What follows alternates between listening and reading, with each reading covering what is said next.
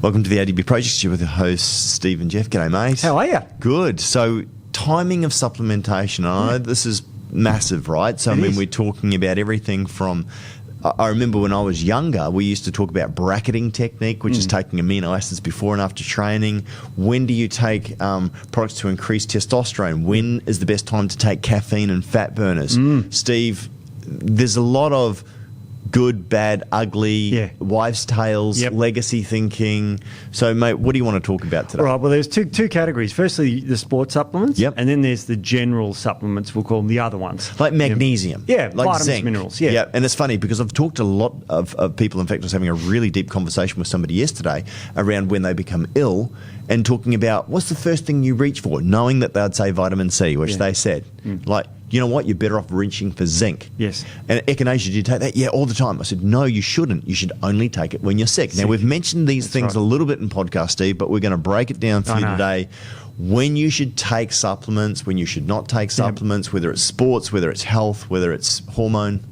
Well, I'll start with general supplements, which is like vitamins and minerals. And I'll start with the general theme, and then I'll contradict myself. Okay, so we're going to get some emails about this. I do that all the time, Steve. Yeah. So the general thing with vitamins and minerals, very, very general, is you take them with food. Right. Now, you can think why, because that's where vitamins and minerals are found.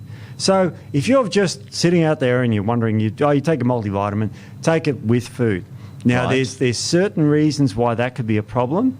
And it gets more complex than that, but that's a general rule of thumb. And again, I guess if you're looking at your vitamins and minerals, and again, we like, I mean, it's not that we hate synthetic, but we think the over-reliance on synthetic is probably not as good. But if your natural digestive enzymes are working, so it's better to take with food. What about things like calcium and potential compounds that block other nutrients from being absorbed? Sure. Is that something else, Steve? Very, very important. And we'll just start with there. We'll start with the minerals. And we'll start with calcium, magnesium. Now, for those people who are watching this, Matt's put up a picture of the periodic table. Right. Sorry, I'm a chemist. I can't, and you can see it's a castle-shaped thing. And it's got these rows.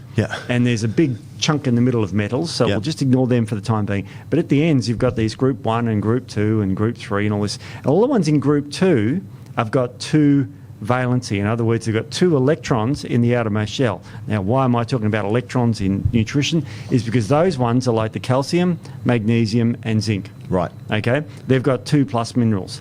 Now, they compete against each other for absorption because the way minerals are absorbed, they're absorbed on their valencies. So if you take magnesium and calcium, for example, they will knock each other out. And so will zinc and 2+ iron. Right. So it becomes a bit... So if you're taking a multivitamin with all this stuff in it, they're going to be competing with each other for absorption. So it's not that you get none, but it may reduce, right? It may reduce. And you might go, whatever, who cares? But if you're, say, for example, got low iron, and you're taking iron in your multivitamin with zinc in it, and calcium, magnesium, then the amount of iron you get out of that will be poorly absorbed. So calcium, magnesium, not a great combo. No, and they're often found together in a supplement. CalMag. Yeah, I've heard of that before. What about zinc and magnesium, Steve? They compete with each other. The only reason why they don't compete badly with each other is because zinc you take in much less smaller quantities. doses, right? You're taking micrograms. Well, for men, 11 a day. Magnesium would eat 350 a day. For women, 8 milligrams of zinc a day and 350 of magnesium for women, unless you're pregnant, blah, blah, blah. Because zinc and magnesium, I think that's a product that's relatively well accepted and relatively well used. Well, there's some competing. It's not knockout competition.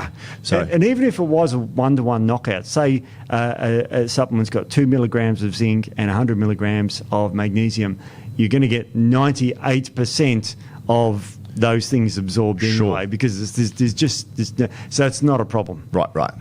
But the problem comes when you've got calcium, magnesium, which is a common bone supplement. You'll see that with, usually it's calcium, magnesium, and vitamin D. Okay? And they'll say, take it, 3 times a day. Well, every time you take that, you're competing against each other. So it would be better for you to take calcium in the morning and magnesium at night. So if you're going to take tablets. Now, the reason for that is, and this comes back to timing, is when calcium enters a cell, it activates it. Okay, so if calcium enters your muscle cell, your muscle cell contracts. So calcium is an activator. When it enters your arteries, it contracts the arteries.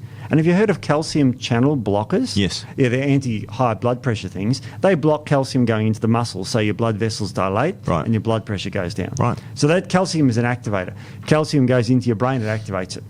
Via N-methyl-D-aspartate receptors. But I won't go into that. So it's an activating mineral. So when do you think would be the best time to take calcium? Would be in the morning to activate yourself. Yeah. And guess what magnesium does? Puts you to sleep. It does. It relaxes you because it's a natural calcium channel blocker, which sedates you and relaxes you. So you can see there, just with the minerals, those two minerals alone, it's better to get, if you've got a bone supplement with calcium and magnesium together and you're taking it twice a day, you better take one calcium a day and one magnesium a day, morning and night. Well, I think convenience is a big factor, Steve, and I understand as well too. A lot of people, the chemistry's lost, and I think a lot of companies as well too sort of don't explain that. So, calcium, magnesium, probably separate those two supplements. And again, good forms of calcium can be found in your like spinach and in green leafy vegetables and that sort of stuff as well too. I know you're not a fan of dairy, Steve, and we always laugh about how, dairy's claim to fame in terms of if you asked 100 people, what's dairy good for? Oh, your bones. That is wonderful marketing right there. It's great marketing because you've got to remember that it's a great way to look at one aspect of a food and then it's like going into a spelling bee, right? And you spell 9 out of 10 words wrong, but you get one of them right. And you say, are you a good speller, Johnny? Yes, I am. I spelt cat correctly. See that one word there? That's like dairy and calcium. There's one aspect of calcium that's good. It's got calcium in it. And the rest of it is a train wreck with all sorts of hormones and stuff we won't go into here. But that's a classic example of competition. Now, where competition can be used, mineral competition can be used beneficially, is a friend of mine in Melbourne has a condition called hemochromatosis. Now, have you heard of that? Yeah, it's a build-up of iron, right? Normally when you and I eat iron, we absorb some of it depending on what we need. Hemochromatosis, they absorb all of it, whether they need it or not, so they get an overload of iron in their body. So they need bloodletting, right? They need bloodletting every month. They do. They give blood every month. And what I do with him is I give him an inorganic form of zinc, like zinc sulfate, to drink with meals. Just a little bit. That binds the iron. It knocks it out. It stops iron being absorbed. And you might think, wow, that's crazy, but he's got high iron, and he gets it measured. So it's slowly reducing it. But because it's just simply not absorbing it. Now, for you and I, we wouldn't do that. No. But go anemic. For certain individuals, and especially if you're a woman, they need twice as much iron as us men. So that's a problem for them, and it's a problem for most men, but all women and most men, or menstruating women, I should say. So you can see where competition can be used from a naturopathic point of view as a beneficial, but generally, you take it, it's not going to be much competition, but you can use it to your advantage. Cool. All right. That's minerals. That's some of the minerals. So zinc and iron have a love-hate relationship, we'll call it. Calcium, magnesium do, but, iron and calcium, not a problem, you know what I mean? And you'll find that quite commonly. And then it comes down to the forms of these minerals. And if they're organic forms, they're generally absorbed a lot better, regardless of what they're combined with. So you're meaning effectively the binders that are used within a lot of supplementation. So that's things like, sulfates, oxides, citrates. Some are better than others, Steve. They are. Some have had a bad rap for a long time, but actually aren't bad. Like citrate had a bad rap for ages. We actually did a lot of work to really debunk the Earth is the centre of the universe is out there that were saying that citrate's terrible, and it was all done from one lady from one paper who literally tried to undo the damage that she had done in this address that she'd done. But that's the problem. It was embedded. It was accepted. People then didn't go any further, and it became almost part of, I guess, the scientific scene or the semi-scientific scene, which is even worse because then that's settled. So actually, no, it wasn't. Steve-O. Yes. Bars. I know, it's morning tea time. Absolutely. Well, what do we eat? Well, what's interesting, mate, is obviously the bars that we've been working on are hitting the shelves everywhere across Australia, which is awesome.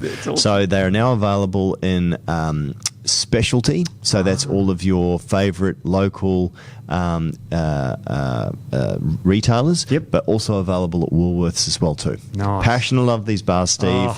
20 grams of protein, high in fibre, natural flavours and colours, no dairy, no gluten. Yeah. So what about sucralose? Full no, sucralose? No sucralose. Only natural, non-nutritive sweeteners that we use in there. Small amount of sugars that's in there is actually from the Belgian chocolate, which is actually made here in Australia, believe it or not. It's Belgian chocolate, but it's great. It's great. It tastes great. Yeah, put it this way: it's made to Belgian standards. If that makes sense, right? There we go. But got fibre in it? 9 grams, Steve, on average. God. So, which makes up the nutritional gap, right? Yep. The average person's normally about 10 grams short. But it's a jelly-like substance. If you guys listen to our podcast, if you're familiar with our products, this is something we've been working on for a very, very long time. They've just hit the market now here in Australia. So get into Woolworths and get into any of your good retailers. We'll be stocking them now. The fresh is best, so they've only got a relatively short shelf life on them. But get in, grab them while you can, because we will have supply, because we've got so much demand for the bars, which is great, Steve. It's great. Think of it like a sort of like a Turkish delight style, like that. So tastes beautiful. They really taste great. 20 grams of body balance, collagen in them as well too, so that we're not putting crappy stuff in there. Most bars that you'll see out in the market, and look, I used to take the bars and I used to hate them because they're so full of maltitol and sorbitol, which cause havoc with your guts, which is why we don't use those sweeteners, if you like. And again, that they're not using whey or any form of protein that can denature. Collagen is very good for cooking and baking with, because the protein strands don't denature. Correct. So again, give it a try, something a bit different. And I know this sounds weird, but try the chocolate orange. It is really... It's nice. It's been crafted beautifully by the team. It's got some natural orange essence in there as well too. So it's a little bit different. But give them a try, especially if you're looking for something sort of, a bit naughty before bed. Oh, that sounds wrong. Geez. But if you're looking for something, while you're having your cup of tea or watching TV, great in between meals as well too, or as a snack on the go, give them a try. Yeah. But do you know who I blame for the magnesium citrate? My wife, Rebecca. Really? You want to know why I blame her? Because she's a nurse. Exactly. Nurses are perpetuators of evil. No, I'm just kidding. No, nurses are great. I'm going to get hey, I actually love nurses. Except, you know what she does to prep someone for a colonoscopy? Gives them lots of citrate. Magnesium citrate. To give them a loose stools. It's poorly absorbed at gram doses. Sure. But once you get to 100 milligrams, it's over 80% so is vitamin absorbed. C. Exactly. It's dose dependent. So this gets back to timing of supplements. Yep. I mean, you'd rather, it is better, and I'm going to speak ideally here. Like, people think, this has got 300 milligrams of magnesium in it. I'm going to take it all at once and get my magnesium. It's not the best way to take it. The timing is spaced out throughout the day, so it saturates the duodenum, and you can get absorption. Now, if you give it all at once, like you keep one of those magnesium drinks like Beck does in the hospital, they get the... How many grams of magnesium, or milligrams of magnesium? 3,000 to 4,000. Yeah, so 3 or 4 grams. Yeah, so they get 100 milligrams absorbed. And we recommend about a tenth of that. Yes. Through the day. Now, some people, I can tolerate 300 milligrams of magnesium in one hit, no problem. And I do that before I go to bed. Yeah. A lot of people can't. A lot of people are a bit more sensitive to that. So it comes down to your own sensitivity. What I'd recommend then is maybe take, one at lunchtime, 100 milligrams at lunchtime, and then maybe 200 at dinner time, or sort of, right before bed, or one at dinner time and then one right before bed, if you're susceptible. Correct. And if you're really susceptible, there's a type of magnesium you can take before bed called magnesium diglycinate. Sweet. It tastes good. Yep. But it's also got 2 glycines attached. And what that means is it's absorbed as a protein. Now, one thing you'll know about protein, we're going to talk about timing of supplement with protein. Oh, yeah, that's interesting. But basically, protein can be absorbed pretty much unlimited. Yeah. So if you have a big piece of steak, it doesn't end up in your fecal matter. Yeah. It all gets absorbed. Right. So you can absorb gram doses of protein, and this magnesium absorbed as a protein, and then divided in the body, magnesium settles you down, and so does glycine. So it's a great supplement to have before you go to bed, and great way to build your magnesium levels. So there's that too, as well as the citrate, which is good as well. So, if you're going to have these, and remember that these are organic forms, and organic forms means something that contains carbon. That's the chemistry definition. Yeah, true. Now here I am saying a few minutes ago I'm prescribing zinc sulfate, which has no carbon in it. So I'm prescribing an inorganic form for a good reason, for a different reason. Oh, that's it. Breaking the rules. Depending on, obviously, not all things are bad, not all things are good, depending on the purpose and obviously how you're using it, right? Yeah, well, in the old days, our number one laxative was gram doses of vitamin C on an empty stomach. Absolutely. And it's really funny because a lot of people take huge amounts of vitamin C thinking that they're doing a lot of good for them. And again, it's a pet peeve, I think, for me, is that, and I think we did a podcast where we were showing that realistically 150 milligrams of vitamin C is all the average person really requires. That pretty much saturates you. Yeah. I mean, and again, it's water soluble, so you know, a couple of oranges through the day is probably all you need, or but you can get vitamin C from your green leafies as well too. Obviously, fresh fruit's fantastic. We can't make it like dogs and other animals, so we have to get it from our food. Even my cat can make it. I know, right? I mean, terrible. Biscuit makes his own. Yep. That's right. We're slack, aren't we? But we don't need much, and that's the thing. So it's you'd have to have a really poor diet, which we're seeing a bit of, Steve. People getting bleeding gums, and which is effectively scurvy, and that's from not getting enough. I think vegetables really, and fruit. But so long as you're even eating a couple of pieces, you should probably be getting enough, especially if it's citrus, anything citrus. I knew a guy who was vitamin C deficient. He had bleeding gums, and this is the only time I've ever seen it in my life. And he was a tradie. He was a muso, so, And he lived on pies and milk, iced coffee milk. You know what he'd do? He'd drive to work, get 2 cheeseburgers, come home, get 2 cheeseburgers, and that's all he ate. That's all he ate. Wow. Did he eat the pickles? Sorry? The pickles got vitamin C in it? Oh, yeah, but it's pickled, so it's very, very, preserved. There's not enough in there to... Who would have thought that McDonald's isn't, I know, crazy, right? Providing all of your nutritional... I know, so I mean, that's a stupid diet. Yeah, that's stupid. Even McDonald's would say that's a stupid diet. But the old scurvy days where people would just have refined foods for months on end. Yeah. So, and they were called limeys in the old days because lime used to cure their scurvy because it's rich in vitamin C. That's it. So there is timing associated with vitamin C, but also the other bioflavonoids. Quercetin? Yes. Yeah.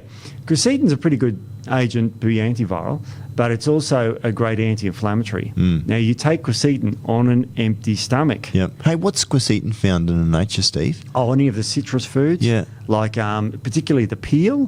What about the pith? I like the pith. What about because I'm a huge fan of grapefruit. I love grapefruit. Yeah. And it's grapefruit because there seems to be some really good properties for weight loss as well too, Steve. There is. It's grapefruit does have some qualities for weight loss. Is there naringenin in there as well? Yeah. But that inhibits one of the parts of the enzymes that detoxify drugs. And also, so that's why it's also beneficial to have a black coffee with your because obviously that improves the half-life of the caffeine, which helps with obviously increasing your metabolic rate and liberating fat for fuel, right? Correct. Yeah, caffeine is one. We're going to talk about caffeine specifically in the sports stuff. Yeah. But caffeine is ingested in about an hour. You get peak time. So if you're going to be taking it for exercise, which a lot of people do, have it an hour before you exercise.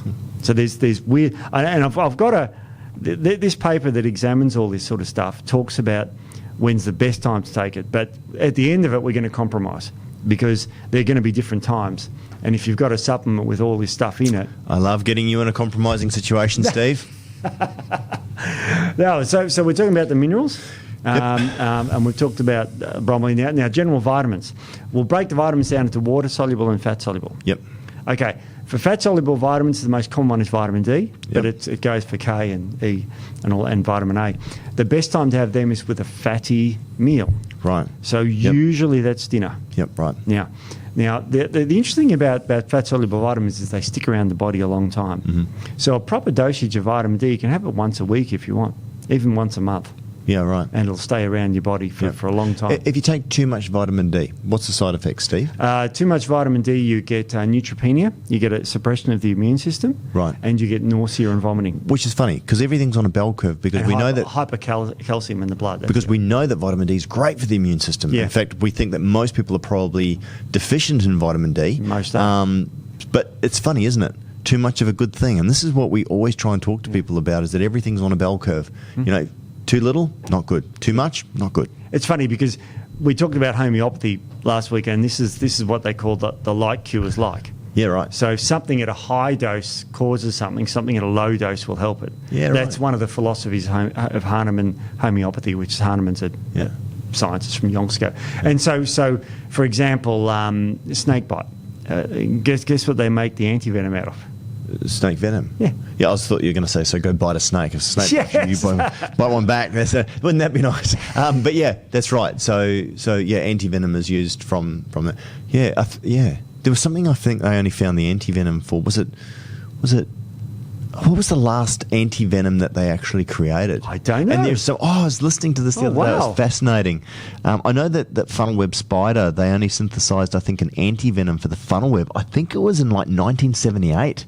Now, why are we talking about spiders? Well, we're talking about how like you was like in vitamin D, low dose. That's right. You brought it up. It wasn't the me. immune system, high dose suppress it. Same with zinc. Yeah. High dose zinc suppresses the immune system. So we know that that's right, and can make you feel really sick too.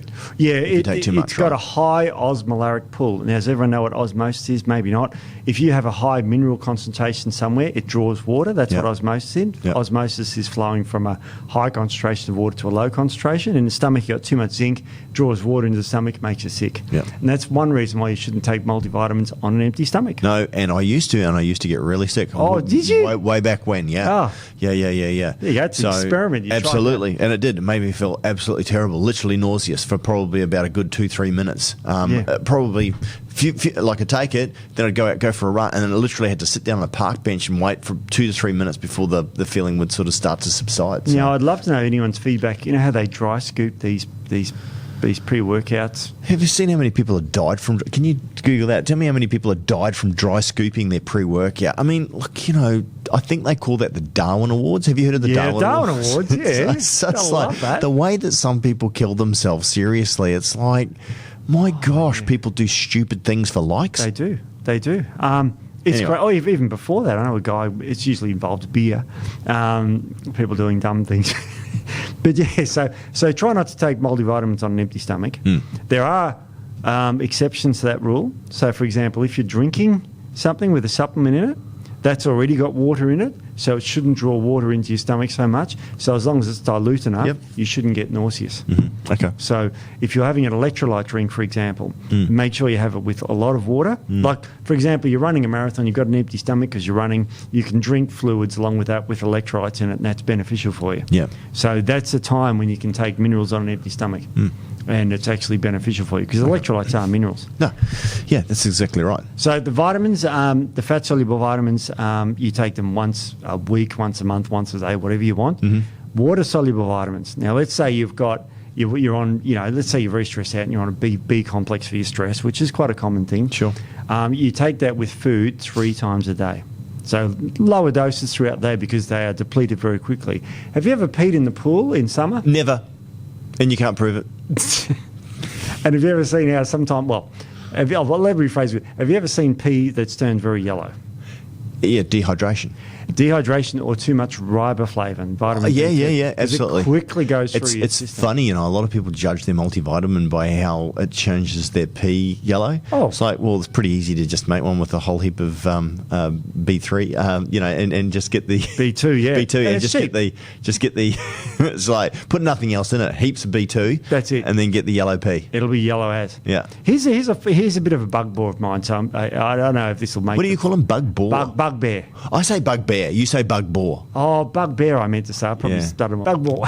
But when you pee and you see the yellow thing, this was used by some people out there, and you'll hear them saying, if you take vitamins, you'll only end up with expensive peeing them out. urine. Yeah. Have you ever heard that? Have you heard that? And what's interesting as well, too, can I come to their defence a little? Okay. So there was a well-known brand that has everything from A to Z. Yeah. And I remember listening to guys that were hard compressed tablets because at the end of the day as well too, and again we're huge advocates of quality supplementation where the diet is inadequate or where the levels of stress and I love supplementation. I love the science of things that help with performance, but certainly in today's environment where you've got green harvesting, gas ripening, not allowing the ground to lay fallow anymore. There's nothing in the soil. They pump 2 things out of it and take everything, pump like nitrogen and, well, not if you're in Holland. But toxic stuff. Yeah, but you know what I mean? Like that food is not like it used to be. So we understand as well too, especially for people who are interested in how the body works and working with nature, is that sometimes you can use certain concentrated foods, greens powders and things like that to actually supplement. I love it. But when you're looking at some of these companies that are cashing in and just going, hey, just 1 a day pill and take this, the guy that was cleaning out the Portaloos, he would pull it out and he just said, man, the amount of caps, like hard pressed, coming all the way through. Yeah. So that's not expensive urine. No. That's expensive poo. Yeah, and that's bad because that hasn't been absorbed. No. If it goes to that urine, it's been absorbed. Yeah. But here's the weird thing. You get these naysayers saying that you don't take something, you end up with expensive urine. Does anyone ever thought what happens? Do these people still think that aspirin and all those drugs, or most drugs, don't work? Because they end up as wee too. Does everyone know that? They usually end up in the urine. So the important thing is what it does while it's in your body. And of course, secondly, you want it to be peed out. Otherwise, it builds up in your body and becomes toxic. Yeah. So of course you want it to be weed out. Well, it's like with all the food that you eat. Yeah. Oh, you've just got expensive poo. I can see it coming out of you now. Yeah. That's just the stuff I didn't use. And I'm drinking water with some stuff in it, but that's going to end up as urine. That's urine right there in about 3 or 4 hours. Well, that's why, I mean, and again, what they're talking about as well too, eating bugs. Yeah. Steve is recycling urine. So how many... That's right, they eat crickets and that. Yeah, how many times can you drink your pee before it becomes toxic? Oh, once. According to Bear Grylls. Yeah, but plus you got to remember there's a lot of I mean, you know, it depends how desperate you are, but you can drink it once. Right. But so should we, for the for the environment, Steve, and to save and conserve water, should each of us basically like have a little drink of our, a little partaking of the body fluids? They do in America, but they put it through a sewage plant first. We don't have that in Australia, but yeah, they do recycle their waste water over there. Yeah, I reckon it'll come to that, you know. Oh, we'll come to that. Australia's a pretty dry continent. Not at the moment. It's wet as. It's raining today. We've got dams are full and everything like that. But even though... what was that? We're a land of droughts and flooding rains. Well, drought means lack of rain, and then flood means wet. It's like, okay, well, when was that poem written? Oh, it's the turn of the century. So I love a sunburnt country, a land of sweeping plains, of rugged mountain ranges and droughts and flooding rains. Oh my gosh, Steve, you're such a poet. Oh yeah, I didn't even know it. Oh, you might have to cut that one. Oh, yeah, cut that one. We'll get complaints about that one, Steve. Oh, there's going to be some complaints. Right. Anyway, let's keep going. So, you know, of course your supplements are going to end up as urine. So is the water. So is the food. It's all going to end up as fecal matter or urine. Otherwise, it's toxic. Okay? Aspirin, you know, benzodiazepines end up in your urine. Drugs end up in your urine. That's a healthy thing. Yeah. That's what you want. So you've got to remember that when they say expensive urine, you want really expensive urine? Take some medications because they're way more expensive than vitamins, and you end up very expensive urine. So all these naysayers say it just ends up as urine. Forget it. If it ends up as urine, it's gone through your bloodstream, okay, and filtered out through the kidney. So it's doing some good in the bloodstream while it's there. And that's why with B vitamins, you space them out throughout the day with food. Yep. Yeah, water soluble, better to take more regularly, correct? Exactly. Yep. Now, do you want to get on to some of the cool stuff? Yes. Yeah. I mean, your vitamins and your minerals are interesting, but I mean, in terms of sport-specific sorts of compounds, I love this. And again, Steve, I always look at this in terms of timing. I mean, the one that we learnt recently on creatine was fascinating for me, and I love it, right? I love it. So, yeah. Well, I'll skip over the creatine because it says... No, we can recap for those that didn't listen to the first one, but that's right, go for it. All right, so the first supplement they talk about, I think it's in alphabetical order, actually it is, was beta-alanine. Beta-alanine. Well, okay, I'll tell you what I think, and then I've been wrong a lot. So beta-alanine both has a sports-specific effect, but also a cumulative effect. So in other words, my understanding is that taking around about 3.2 grams, I think every day for 30 days increases the H+ ions, which buffers lactic acid, so it has a cumulative. But it also does have a relatively short-term effect after around about an hour or 30 minutes, I think, something like that. That's correct. Now what they did was to find out the best way to get it into your muscles where the beta-alanine buffers against acid. But that was saturation, wasn't it? Yes. Yeah, exactly. But it did also have a short-term effect just being in the bloodstream, correct? It did. So And what does it do? How does it do it? What's the difference between taking it sports specific, sports specific for those that are not sure what that term means, just means directly before or to take before a certain event. Correct. So you might carb load with pasta before you go for a run, which might be the day before, or you might take some other compound, caffeine, 30 minutes before you go to the gym to pep you up, make you feel a little bit better. Well, there's two answers for beta-alanine, and you got one of them right, which is the sports-specific one. And they found out that is it better to take this with food or without food to get muscle tissue saturation of it? Oh. Very interesting, isn't it? I've never thought about it. I've always taken it. Well, I've taken it in a product that had carbohydrates in it, but I'm going to say with food, Steve. Yep, with food's better. Yeah. You get a 64% absorption compared to 41, and this is published. And I'm better quote the journal. Okay, so it's 41 without food. Yeah. So a lot of people take a pre-workout without it, and they don't want the food in the stomach with the gastric emptying time and the blood down there, Steve. Yeah. So don't worry. I mean, as I said, you're still going to get good benefit. Of course you are. So this is just quantifying the benefits you'll get out of it. So this is published. I'm probably not going to change the way I take it. No, you don't. I mean, because it's sport specific. It says timing, optimal dose and intake duration of dietary supplements with evidence-based use in sports nutrition. So nice journal. And it summarises it all in a big table. So you're correct about the beta-alanine, you're correct about the dose. Well, beta-alanine I'd definitely consider to be a gold-class supplement. If you're looking at supplementating,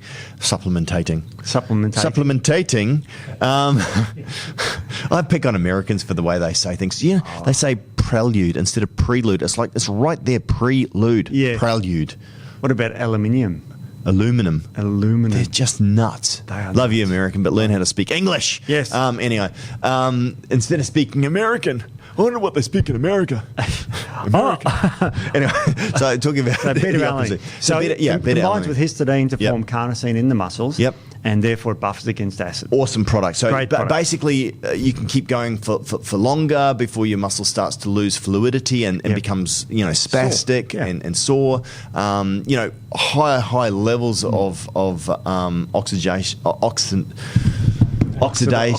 in the muscle creates like lactic acid buildup. You've seen those runners and they run and all of a sudden they come to the line and they start going like this and then they literally collapse and they literally cannot go any further. You've seen that in famous runs. Yeah, absolutely. So beta-alanine obviously can help buffer and prevent that from happening. It also, does it recycle the acid as well too, Steve? Or it does. It recycles the acid through you blow it off as CO2 and all sorts of other ways of buffering acid. Yeah. Urinate it out. So it helps in all those sorts of things. Sports specific? Yep. Is it just the same thing, but not quite? So you can just use it. So if you're just going to the gym and you've got a long session coming in, specifically CrossFit or any functional fitness, rugby, NFL, basketball, like any of these sorts of sports where you're playing for a long period of time and fatigue, where acid buildup becomes a problem. Take beta-alanine directly before, half an hour, Half Steve? an hour before. And also in the meals leading up to it, if you really want it. And after 30 days, and if you keep going, 3.2 grams is what I've got, Steve, but is it less than that? No, it's 3 to 6, depending on the study you read. Okay. In this paper, 3 to 6 was tested, and that was quite effective. 3 grams every day, whether you're training or not. If days before you're training, take it before you train. Yep. After 30 days, you'll have maximum saturation. Yep. And keep going. But it is a brilliant product. Brilliant stuff. Now, I've got another one here. This is a weird one. Beetroot juice.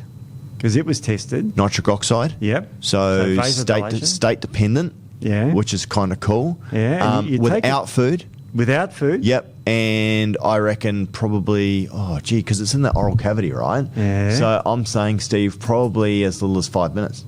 Well, no, it's got 2 hours because it's got to go into the oral cavity, get activated, and then it's got to go into the bloodstream and make nitric oxide. Oh. So it's a bit of a process. I just thought that it was basically as you're drinking it that you were capturing some within... This sends the signal. Yeah, and that activates it to the... You've got to make nitric oxide out of nitrate. Right. So it's a bit of a process. Ah. So interesting, Way off. Don't listen to me. All right, so 2 hours. Yep. Okay.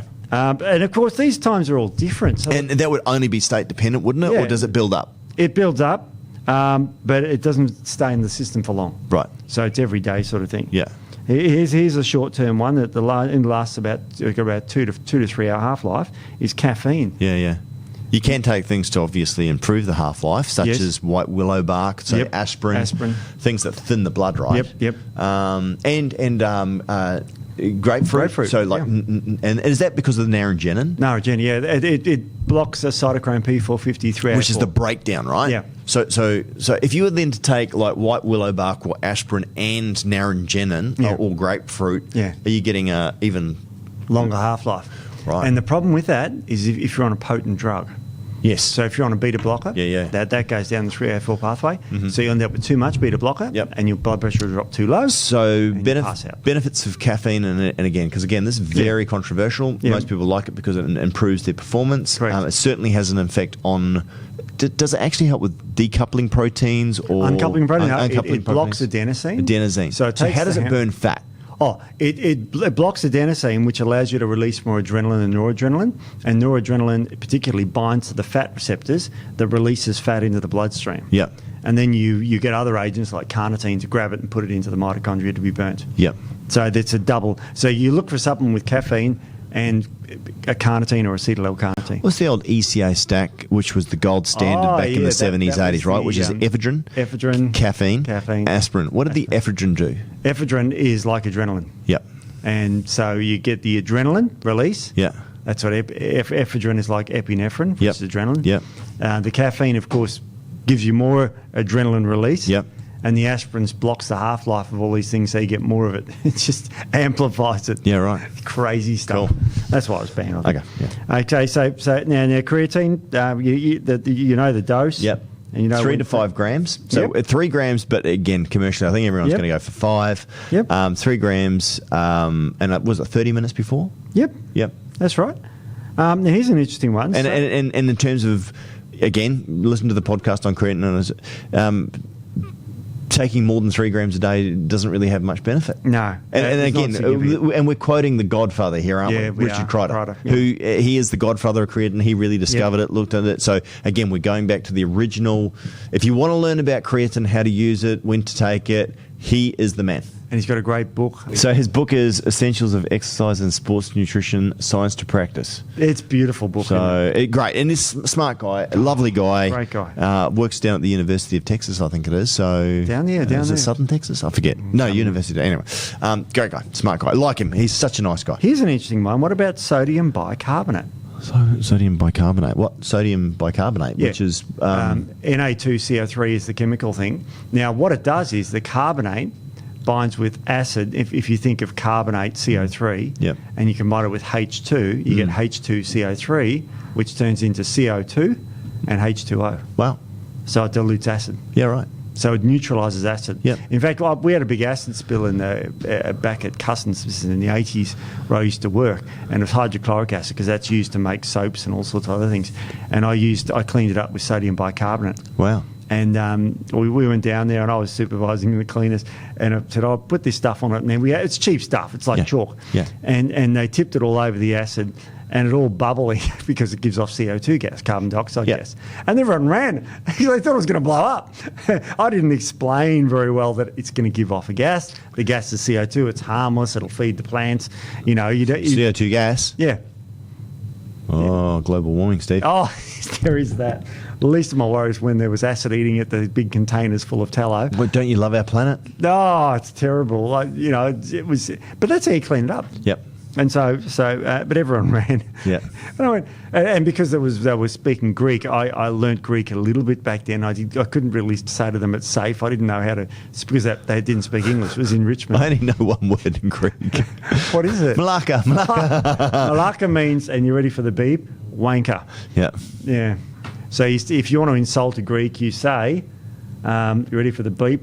Skase malaka, which means shut up, you wanker. So sodium bicarbonate buffers against acid buildup. So it's like your beta-alanine, but this is a cruder way of doing it. Yeah. Now, unfortunately, the doses are very high, and I'm not a big fan of this because of the doses. Right. You need up to 0.5 gram per kilogram of body weight. Oh, yeah, forget that. So it makes you sick. Yeah. And you're supposed to take that 60 to 100 to 3 hours before exercise. So forget that one. I'm not a fan. Now, this is the most researched supplement, and I put it in this one because it can be a supplement, but carbohydrates for performance. Oh, yeah. So really, really tricky. So let's say you're going on, and this is what you want to, like, say you're going on that big run. Yep. You've got a marathon tonight at 5 o'clock, Yep. 4 hours. Yeah. You take 300 to 400 grams of carbohydrate-rich meal 3 to 4 hours prior to exercise. Right. So this is on top of carb loading. I'm just using this as a supplementation. Yeah. sort of Okay. thing. So you've already carb loaded. Yep. Yep. So you've already got all your glycogen levels Yep. fully Yep. stored and primed, and you don't want to be putting on excess body fat, obviously any excess, but so you've got the glycogen in there. Yep. So this is more about what blood glucose and release. Is that release out of the stomach into the bloodstream? Yep, and gets into your liver and your muscle stored as glycogen. So then when 3 or 4 hours time comes, you go on that big run, you haven't eaten for 3 or 4 hours, and you've got all this glycogen to burn. So you're using that first, and then obviously the body will tap into your liver. And so the blood glucose would be used first, correct? Yes, correct. How quickly would that be depleted, Steve? Minutes. Yeah, right. Like minutes, because you think of a sprinter, and they run at a puff, and then you've got to, because it's anaerobic, usually the start of it is quite,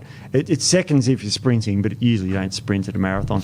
Although the last one I did, I took off at 100 mile an hour. It was crowds of, it was on the Gold Coast Marathon, 10,000 people. We're running down the street like idiots.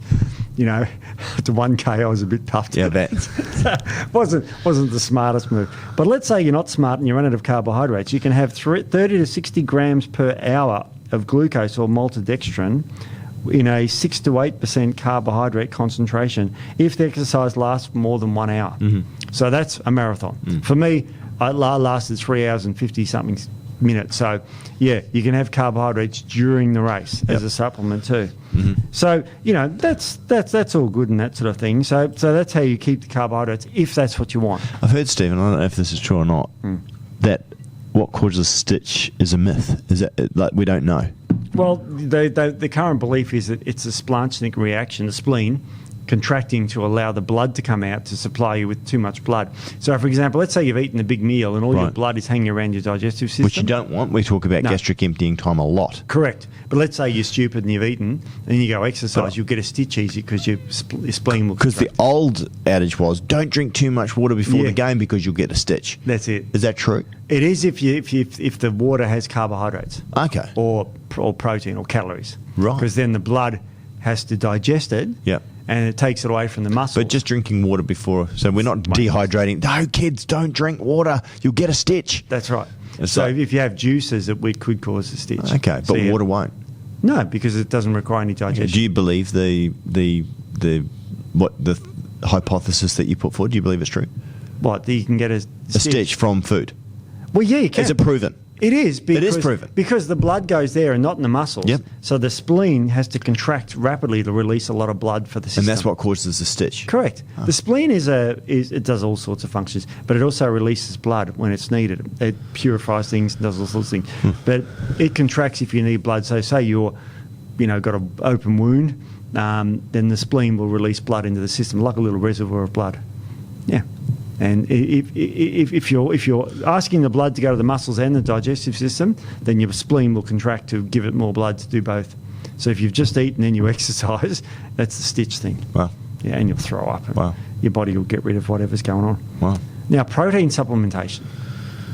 Yes. It's a tricky one. Okay. So, the old adage was, and I've heard two things. Yep.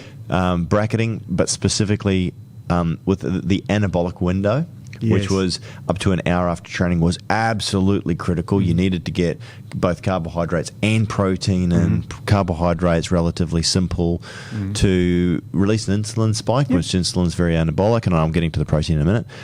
Replace the glycogen so that the protein is not converted to glyconeogenesis. Correct, and used to replace glycogen as opposed to used the amino acids to actually help with repair. Yeah. I have heard as well too that at the end of the day that carbohydrates are more important post-training to replace glycogen, and that so long as your overall intake of protein within that period was adequate, that the timing wasn't as important. That's exactly right. Right. They do know that when carbohydrates are given with protein, 20 grams of protein, after exercise, they get slightly less DOMS. Slightly less, which is delayed onset muscle soreness. And as we have said, DOFs, because we say it's fascia, which is why we also feel that certain types of collagen are actually superior to other forms of protein, including whey. Correct. Yep. Yeah, very much so, because it's muscle specific. Yeah. Now, here's a nice study published on branched chain amino acids. Yeah. Okay. So just coming back to protein, just really quickly. Yeah, sorry. sure. So overall, and depending obviously on what you're following, but the old adage was 2 grams of protein per kilo of body weight per day if you're looking to increase in lean muscle tissue where you're doing weight resistance training 3 to 6 times a week, or whatever program that you're following. That's was kind of a bit of a baseline. Yeah. So as far as training is concerned, and I'm pretty sure that these it's almost impossible, I think, to get people out of this. And I heard the other day someone waking up, setting their alarm through the middle of the night to actually get up and drink protein. Oh, that was a famous thing by, what's his name? Now, I'm going to forget his name. He won Olympia 8 times. Lee Haney? No, he's the black guy, super duper guy who won Olympia 8 times. Not Ronnie Coleman. Ronnie Coleman. Really? He used to get up in the middle of the night and eat meals, yeah. Really? Yeah. He was quite famous for it. Which is kind of funny, right, Steve? Because we believe in the circadian rhythm, obviously sleep, growth hormone, digestive systems, everything.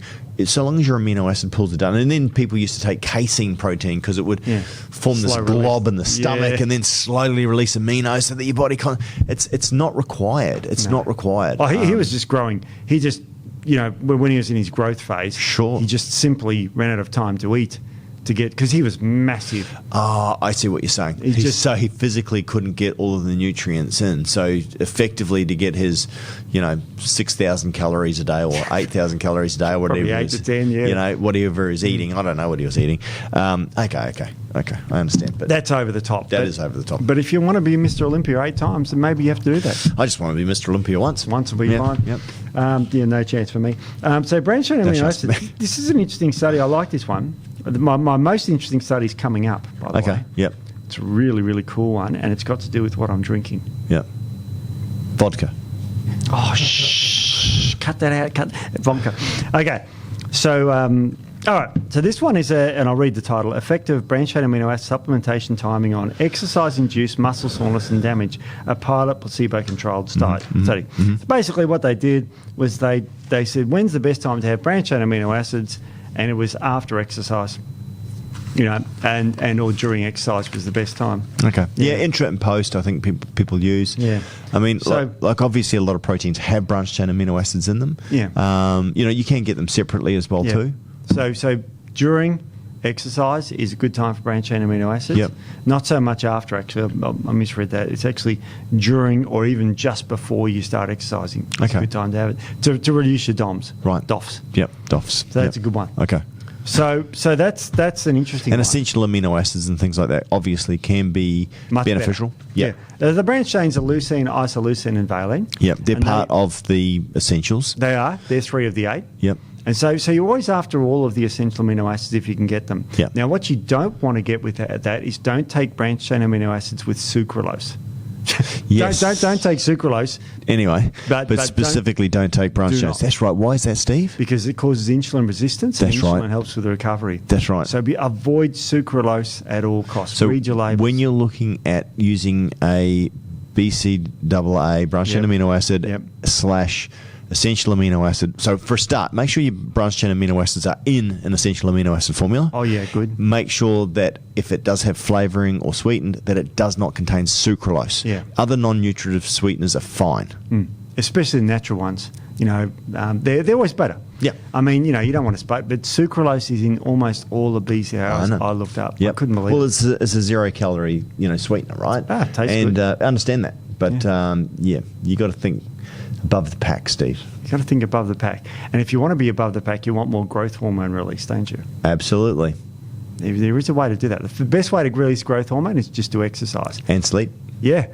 And are you talking alpha GPC? I'm talking alpha GPC. I was really impressed by the study. It's quite interesting. It's a famous study. It's called Acute Supplementation with Alpha GPC Augments Growth Hormone Response to and Peak Performance Force Production During Resistance Exercise. Now, why is this in a timing one? There's a specific time. They measured it 0, 5, 15, 30, 60, 90 minutes, and 120 minutes before exercise. So they I'm going to say 30 minutes. Ooh, really? I'm wrong. Yeah. I'm dead wrong. Okay. Because you've got to remember, this is a bit of a delayed response because you've got to take it and then it's got to go in there and work on the growth hormone. I'm saying 5 minutes enough. Is it 60 minutes? It's 90 minutes. 90 minutes. You know what? I haven't retained that to memory. Okay, so 90 minutes before. Hey, what was creatine? Oh, I didn't look up creatine for growth hormone. No, just creatine in terms of exercise was 30 to 60 minutes. Because that works directly on the ATP. But you could still take alpha GPC and creatine combined about an hour before and get, because I mean, again, you normally train for about 45 minutes to an hour. Yeah. So you're kind of going to be getting peak concentrations of adenosine triphosphate, which is from your creatine, which increases power, muscle contraction, and you'll also be getting the benefits of not only growth hormone from the alpha GPC, but also force contraction. Did you say? Correct. Yeah, you get more force, you get more power. How much power does it increase power by? Because, I mean, adenosine triphosphate significantly increases power. Okay.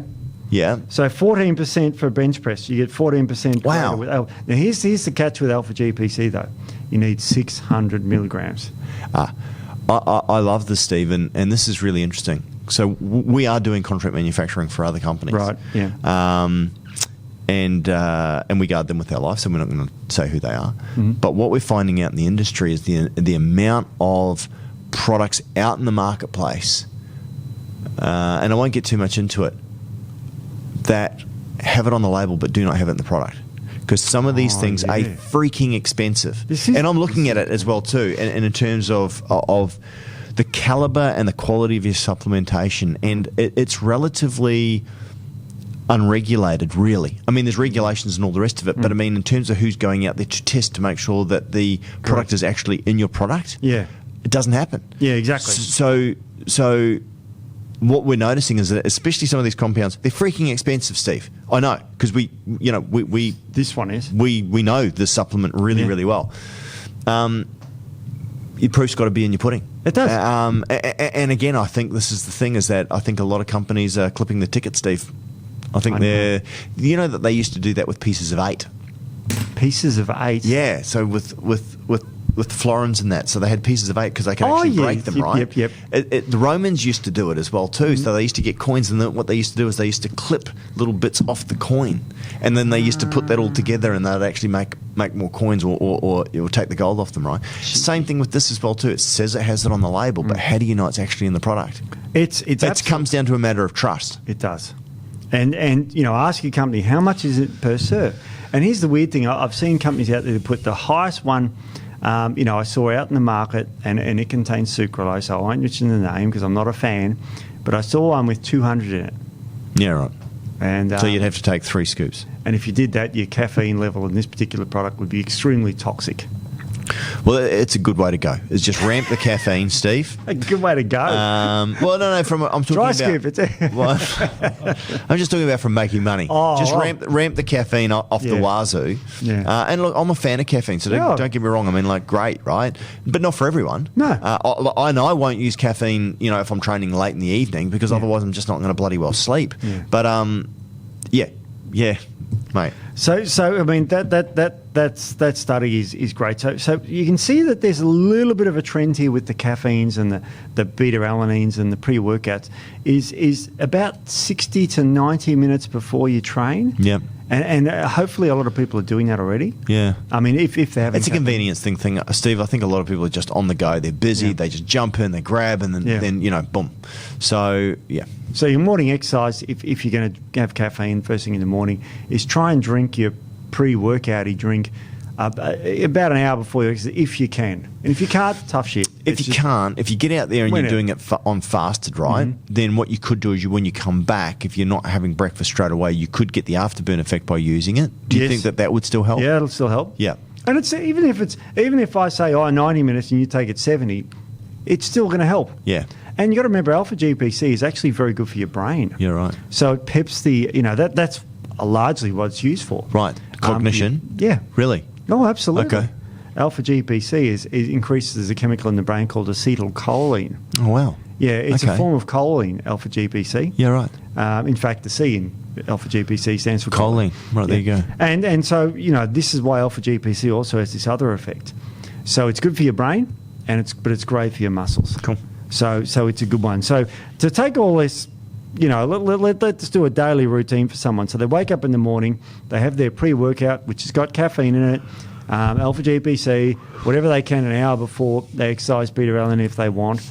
That gives you the tingle with caffeine. After that, they come home and they'll have their carbohydrate, protein-rich meal with their water-soluble multivitamin, and maybe their calcium supplement in the morning. Don't take calcium with cereal because calcium cereal has phytates in it, so you've got to be careful about that.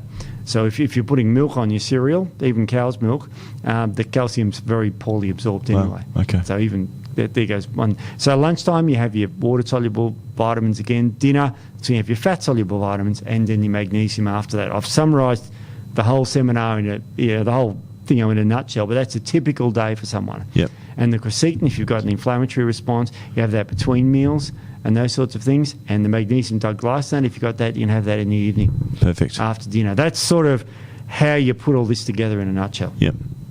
But it's very important when you take your supplements, but talk to your healthcare professional about what's right for you and what's not. And I love the sport-specific ones, Steve, because we're always chasing performance, right? Really so these good. things can really help. Okay. I was lucky with this study because I thought, how am I going to find studies on all these things? And there was this beautiful review study. Beautiful. Yes. Nice. And so it was really great. So the sport-specific ones, the supplements, are terrific. Take it about an hour before you work out. Cool. That's pretty much it. Is there anything else we need to cover off on, Steve? Not really. That's pretty much it. And I know we've sort of run out of time. Been keeping an eye on the time. But it's great. But also, you can break all these rules if you want. If you know what you're doing, you can break the rules. You can do what I do and give someone inorganic zinc with their meals, which is a terrible time to take inorganic zinc for the average people. person. Yeah.